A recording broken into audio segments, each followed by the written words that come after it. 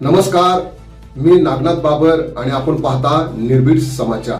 Boisar पूर्वेतील Nimba spa मध्ये देह विक्रीचा भांडाफोड, पोलिसांची मोठी कारवाई। जरी स्पा चालक फरार झाला असला तरी नक्की स्पा चालक कोण आहे, राजकीय पक्षाचं संरक्षण आहे का किंवा तो नक्की कोण आहे याचा तपासही पोलिसांनी घ्यावा आणि गुन्हा दाखल करावा अशी मागणी होत आहे। पालघर जिल्ह्यातील बोईसर पूर्व येथील मॅगडी जवळील AU प्लाझामधील निंबा स्पामध्ये महिलांकडून देह विक्री सुरू असल्याचा धक्कादायक प्रकार उघडकीस आला आहे।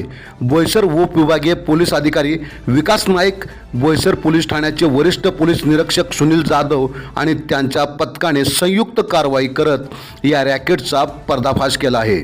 पोलिसांना याबाबत गुप्त माहिती मिळाल्यानंतर डमी ग्राहक पाठवून खात्री करण्यात आली।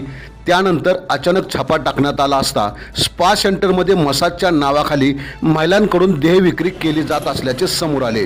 या कारवाईत 3 महिलांना ताब्यात घेतले आहे, तर स्पा चालक घटनास्थळावरून फरार झाला असून पोलीस त्याचा शोध घेत आहेत। या प्रकरणी गुन्हा दाखल करण्याची प्रक्रिया सुरू असून अधिक तपास सुरू आहे। जरी स्पा चालक फरार झाला असला तरी नक्की स्पा चालक कोण आहे, राजकीय पक्षाचं संरक्षण आहे का किंवा तो नक्की कोण आहे याचा तपासही पोलिसांनी घ्यावा आणि गुन्हा दाखल करावा अशी मागणी होत आहे। आपण पाहत राहा निर्भीड समाचार।